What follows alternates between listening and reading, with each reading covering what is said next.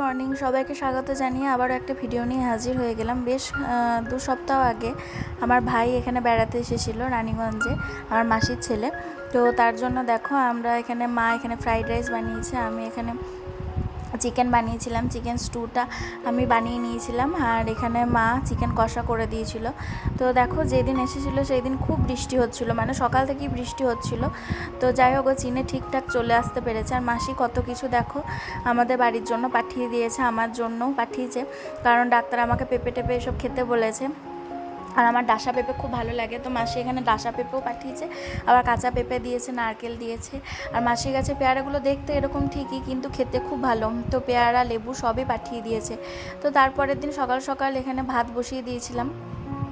আর যেহেতু রবিবার ছিল, কিন্তু মাসের শেষ ছিল, মানবাবুর অফিস যাওয়ার ছিল, তো মানবাবু এখানে মাছ টাছ সব এনে দিয়েছিল। তো ভাই চিংড়ি মাছ ভালোবাসে বলে মানবাবু চিংড়ি মাছ এনেছিল। তো আগের দিন চিকেন হয়েছিল বলে আজকে মাছ এনেছে। তো মানবাবু বললো যে আজকে রবিবার, একটু দেরি করে অফিসে গেলেও কোনো অসুবিধা নেই, তো সেই জন্য একটু দেরি করেই ও মানে সবজি টবজি একটু টুকটাক এনে দিয়েছিল, তার সাথে মাছও এনেছিল। তো মা এখানে আলু পটল চিংড়ি করেছে, ডাল করেছে, আমরা টক করেছে, আর মাছের কালিয়া করেছে। তো আর এখানে ভাইকে মিষ্টি দইও দিয়েছে।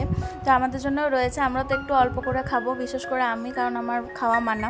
তো রাতের বেলা মানবাবু শুভকে এদিক ওদিক বেশ ভালোই ঘুরিয়ে টুরিয়ে এনে দুজনের জন্য মটন বিরিয়ানি এনেছিল। তো আমাকে বলছিল একটু নেওয়ার জন্য, কিন্তু আমি নিইনি। তো এখানে রানীগঞ্জের ঠেক থেকেই মটন বিরিয়ানিটা এনেছিল। তো 2 দিন ভাই ছিল, বেশ ভালো লাগছিল। তো সোমবার দিন তো ফুল সকালবেলায় উঠিও চলে গেল বাড়ি, তো মনটা খুব খারাপ লাগছিল। তো মানবাবু এখানে সার্ভ করে দিচ্ছে। তো তারপরের দিন মা ছিল না, তো আমি একটুখানি চা করে নিয়েছিলাম, আর একটু আজকে ওটসের খিচুড়ি বানাবো বলে ওটসটা কড়ায় নাড়াচাড়া করে নিচ্ছিলাম। তো অর্ডার দেওয়া হয়েছিল আলু আর কিছু মুদিখানার মাল, তো সেগুলোই এসেছে, আর সেইগুলো আমি সব নিয়ে ডাইনিংয়ে নিয়ে বসে পড়েছি। এগুলো সব কৌটোগুলো পরিষ্কার করে করে ঢেলে নেব, কারণ কিছু কিছু জিনিস শেষ হয়ে গেছে, তো কৌটোগুলো পরিষ্কার করে ঢাললে সুবিধা। আর এখানে আমরা বাঁশকাঠি চাল অর্ডার দিয়েছিলাম, তো বাঁশকাঠি চালটার যেখানে চালের জায়গা সেখানে রাখা না রেখে আলাদা করেই রাখলাম, কারণ সেটা আছে মিনিকেট চাল, তো একসাথে না মিশিয়ে আলাদা করেই রাখলাম। তো এই যে দেখো বৃষ্টি যে শুরু হয়েছে, 2 দিন ধরে টানা বৃষ্টি হলো। তো এই বৃষ্টির মধ্যে আমাদের বাড়ির অবস্থাটা ঠিক এরকম ছিল, মানে পুরো আর কি হাঁটু অবধি জল হয়ে গেছিলো। বৃষ্টি তো থামার নাম নিচ্ছিলই না, উল্টা আরও জোরে বৃষ্টি হচ্ছিলো। তো মায়ের আজকে আসানসোলে ডাক্তার দেখাতে যাওয়ার কথা ছিল, কিন্তু মা যেতেও পারেনি, আর তাছাড়া ডাক্তারবাবু আসেননি। তো সুবিধাই হলো, নাহলে একটা সপ্তাহ আর কি মায়ের লস হয়ে যেত। তো মানবাবুকে অফিস যেতেই হবে, কিছু করার নেই। রোদ বৃষ্টি ঝড় সবের মধ্যেই মানবাবুকে অফিস যেতে হয়। তো আমি তো বলছিলাম যে আজকে বলে দাও যে আজকে রেনি ডে যেতে হবে না। তো যাই হোক, ও বলছে এটা তো স্কুল নয় যেরকম হবে। তো বাড়ির সামনে দেখো এরা কীরকম এই নোংরা জলের মধ্যে খেলাধুলো করছে, আর বৃষ্টিতে ভিজে ভিজেই খেলছে। তো যাই হোক, এগুলো তো ঠিক নয়, শরীর আরও খারাপ হয়ে যাবে এতে।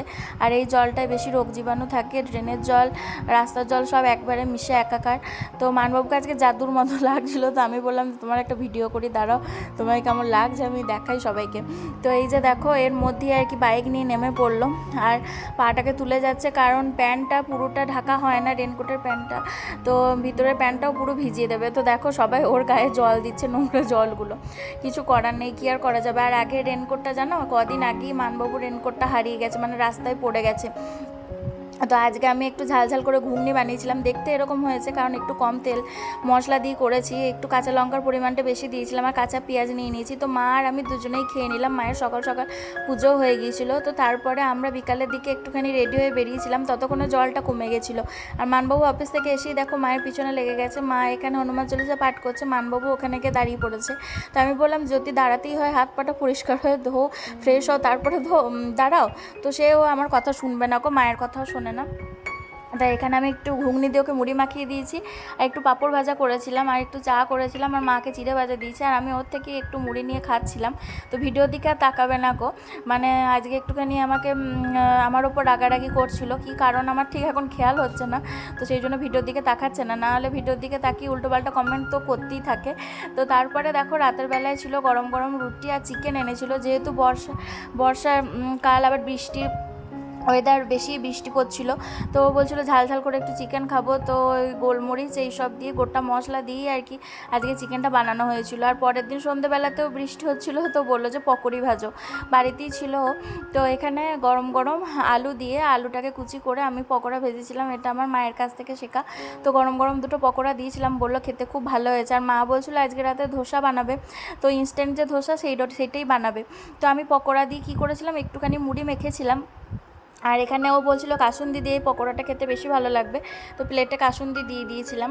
আর আমি যেহেতু ভাজাভুজিটা খাচ্ছি না, সেই জন্য আমি আলাদা করে শুকনো শুকনো একটু মুড়ি নিয়েছিলাম, তো চিনি ছাড়া লিকার চা দিয়ে সেটাই খাচ্ছিলাম। তো এখানে নারকেলের চাটনি বানানোর জন্য মা এখানে নারকেলটা কুড়ে দিয়ে দিয়েছে, একটু আদা দিয়েছে, কাঁচা লঙ্কা দিয়েছে, চিনি দেবে, সামান্য পরিমাণ লবণ অ্যাড করবে, আর একটুখানি ছোলার ডাল শুকনো খোলায় নাড়াচাড়া করে সেটাও অ্যাড করবে।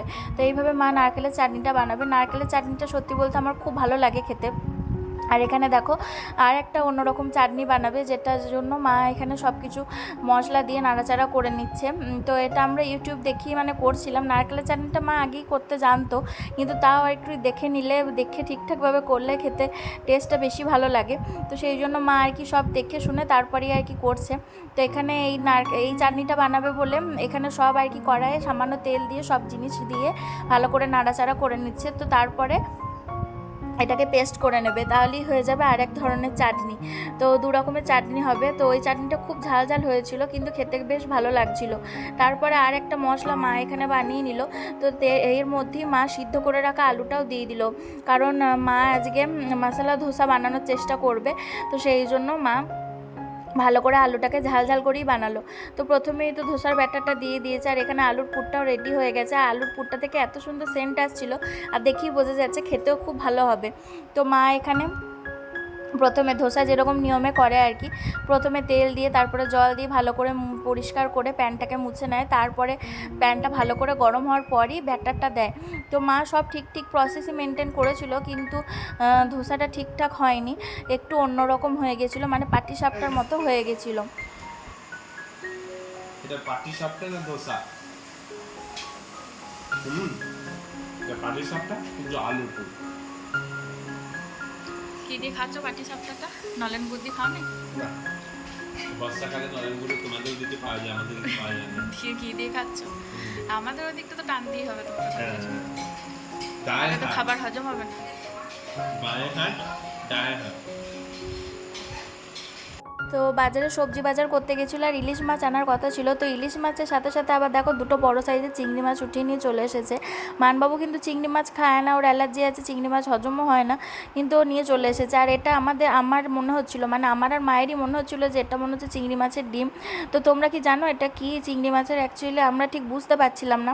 তো এখানে মা ইলিশ মাছটাই বললো নুন তেল হলুদ সব ভালো করে মাখিয়ে রাখতে, আর মাছের মাথা দুটোকে ভালো করে কড়া করে ভাজতে, কারণ আজকে আমাদের মাছের মাথা দিয়ে ইলিশ মাছের মাথা দিয়ে পুঁই শাক চচ্চড়ি হবে। তো সেই জন্যই মাছের মাথাটাকে ভালো করে কড়া করে ভেজে নেব। আর মা আজকে রেসিপি দেখে বেশ ভালো করে চিংড়ি মাছের মালাইকারি করেছিল। আর চিংড়ি মাছগুলো যেহেতু অনেকটা বড় বড় ছিল, মা মাঝখানে ফালা দিয়ে কেটে নিয়েছিল, কারণ মানবাবুকে একটুখানি খাওয়াবে সেই জন্য। তো আমাদের দুজনের হলো তো দুজনে খেয়েই নেবো। আর মা এখানে দেখো বেগুন টমেটো কাঁচা লঙ্কা আর একটু সর্ষে দিয়ে ভালো করে ইলিশ মাছগুলোকে ফেলে দিয়েছে। তো মা এখানে সর্ষে ইলিশ করেছিল এক কথায় বলতে পারো, তার সাথে বেগুন টেগুন এইসব দিয়েছিল, এত সুন্দর সেন্টটা হয়েছিল আসছিল, আর খেতেও এত টেস্ট লাগছিলো কি বলবো। তার সাথে এখানে টক দই আর শশা নিয়েছি। তো বাড়ির সামনে দিয়ে সেই সময় আইসক্রিম যাচ্ছিলো খাবার টাবার খাওয়ার আগে, তো মা বলছিল একটু আইসক্রিম কিনে নাও। তো এখানে 3টে জলজিরা আইসক্রিম কিনেছিলাম। তো মা তো এখন ঘুমাচ্ছে, আর মানবাবু ওদিকে রেডি হচ্ছিলো, তো সেই জন্য আমি আইসক্রিমটা খেতে শুরু করে দিলাম। কারণ আজকে আমাদের আসানসোল যাওয়ার কথা, মানবাবুর কানের ডাক্তার দেখাবো, কানের কী হয়েছে অসুবিধা। তো সমানে কানটাকে আর কি হাত দিয়ে যাচ্ছে, কোথাও কিছু অস্বস্তি হলো সমানে সেটাই হাত দিয়ে সেটাকে হয় মানে ও খুঁটে তুলে দেবে, নয় রক্ত বার করবে গোটা শরীরে, যেখানেই হোক না কেন। তো এরকমই করে। আর দিদি দেখো ঘরের চারিদিকে সবুজ গাছপালায় ভরিয়ে দিয়েছে। তো আমিও এরকমই গাছপালা রাখবো ভেবেছিলাম, কিন্তু এখনও গাছগুলো কেনা হয়ে ওঠেনি। তো আসার সাথে সাথে এই দিদি আমাদেরকে চা আর বিস্কিট দিয়ে দিল। আর ওদিকে দুই ভাগনা মিলে বানাচ্ছিল হচ্ছে যে ম্যাগি। তো পেঁয়াজ দিয়ে হালকা পাতলা করে ম্যাগিটা বানিয়েছে, যেহেতু আমার বেশি তেল ঝাল মশলা চলছে না সেই জন্য। আর দিদি এখানে আমার রেসিপির মতো করে দই চিকেন বানিয়েছিল। দই চিকেন মানে দই দিয়ে চিকেনটা বানিয়েছিল পুরো অয়েল ফ্রি, আর তার সাথে বানিয়েছিল পোলাও, আর তার সাথে ছিল স্যালাড। তো দারুণ হয়েছিল খেতে। তো সবাই মিলে এখন চলো ডিনারটা করে নিই। আর তোমাদের এই ভিডিওগুলো কেমন লাগলো অবশ্যই কমেন্টে জানিও। এখনকার মতো বাই বাই।